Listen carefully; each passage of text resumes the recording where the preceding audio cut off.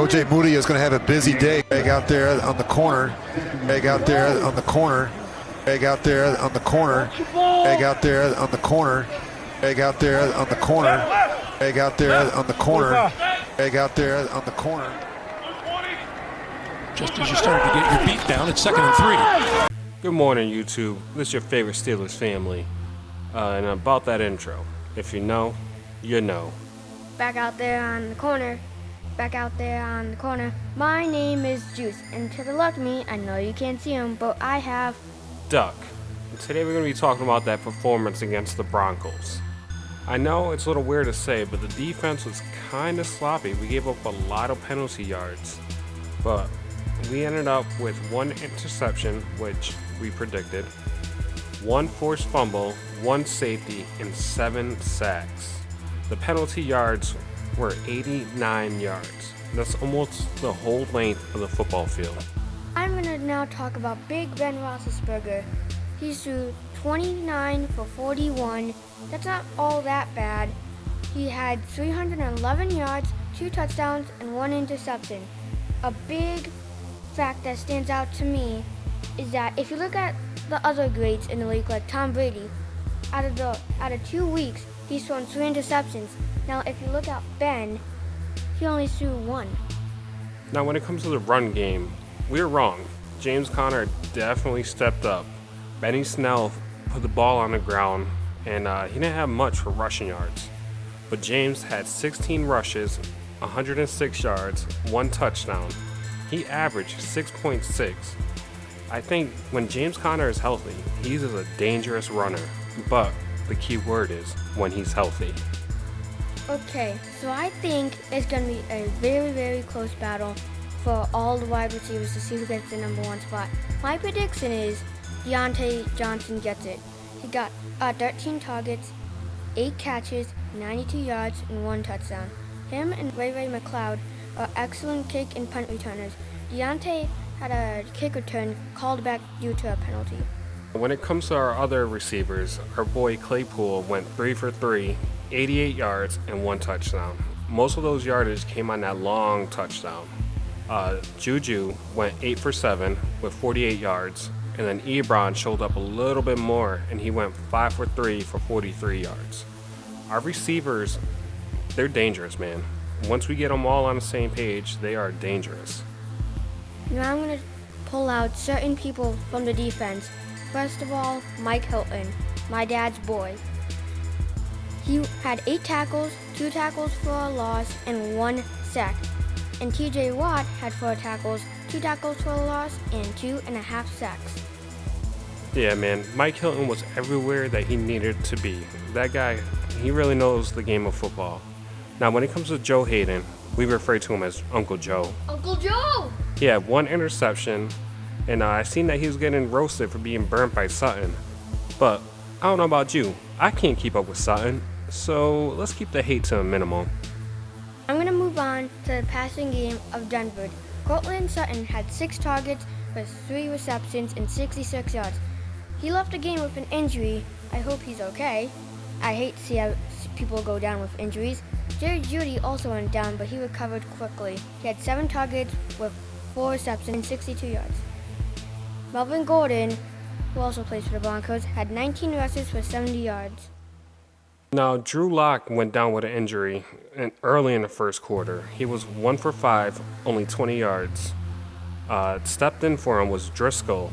He went 18 out of 34 attempts, 256 yards, 2 TDs, and 1 interception. The touchdowns came from Noah Fant, the tight end, and Melvin Gordon in the passing game. Now, another tight end that really didn't do much on the field was Nick Vannett. And you could ask, why am I salty? Because when he came from the Steelers to the Broncos, he said, and I quote, "I came into an organization where the wheels were starting to fall off. Just from my time being there, it wasn't the most pleasant experience." Now, our superstar, Nick Vannett, had 2 targets, no reception, no yards. The only thing he contributed to that team was a pass interference call that was kind of questionable. But that was it. Good job, Nick. Wow, you're funny. Chase Claypool, I'm beginning to notice, has good awareness for the sideline. You could see in week 1 and week 2, he doesn't step out of bounds in both of his amazing catches. And Derek Watt, he's the fullback on offense. He caused the safety on special teams, which I thought was really impressive. And the rookie, Kevin Dotson, he allowed 0 quarterback pressures. And Edmonds made up for the bad plays he had in week 2 with ultimately the game-winning sack. Now, when it comes to giving out the offensive and defensive game balls, should be no shock. I'm giving my defensive one to Mike Hilton. He did everything he needed to do, and overall was just an asset on defense. For offense, I'm not going to go with a skilled player. I'm going with the rookie, Kevin Dotson. There's a lot of pressure on his shoulders, but he handled it well and protected Ben. There was one play where Ben started a scramble and Kevin Dotson was right by his side, ready to protect his quarterback. I'm going to give my defensive game ball to TJ Watt. He did amazing. He blitzed through the line almost every single play. He did a fantastic job. My offensive game ball is going to go to Chase Claypool. He's a rookie and he's acting like he's been there for like 6 years now. He's doing amazing with his awareness, and I think he's going to be maybe potentially the next Antonio Brown. Now, when it comes to our Week 3 opponent, right now, the Texans are 0-2. But I don't think that means anything because they're going to come in hungry looking for a win. They have J.J. Watt on the defensive side, and they have Deshaun Watson who can make plays out of nothing, basically. I know the coaching isn't that great right now, but I'm afraid. Yeah, Deshaun Watson's a great quarterback. One sec, guys. Welcome to the Waffle. Okay, we're going to move on to the predictions. First, let's go on to passing yards, right? So I think Ben's going to have another great game. He's going to throw for over 300 yards. I think Deshaun Watson's going to those two guys are going to mirror each other. So I'm saying Deshaun Watson has 300 yards as well. Now, I think Big Ben is going to have 300 yards, over 300 yards as well. But Deshaun Watson, I'm going to say around 250 with around 40 rushing yards. Now, Ben, I think he'll have 2 touchdowns, possibly another interception. And then Deshaun Watson's going to have a rushing touchdown and a passing touchdown.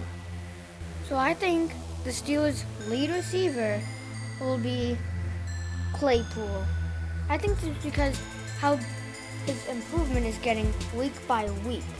I think he's potentially going to be the number 1 at one point in his career. So, and I also think Connor will top 100 yards. Yeah, the Texans gave up a lot of yards on the ground, so I could see Connor having over 100. I would be shocked if he doesn't, actually. And our leading receiver is going to be Deontay Johnson once again, and he's going to have over 100 yards this time. So, moving on to the score predictions. I am torn right now. I had no clue, but I'm going to say it's 21-24 Steelers. See, I kind of think we're going to take an L this week. I think the score is going to be 21-26, and it's going to be Texans with the lead. All right, guys, thank you for listening. Again, sticking with us. Drop a comment, drop a like, share it, subscribe. You know, it's been Steal the Game. We out. Here we go, Steelers.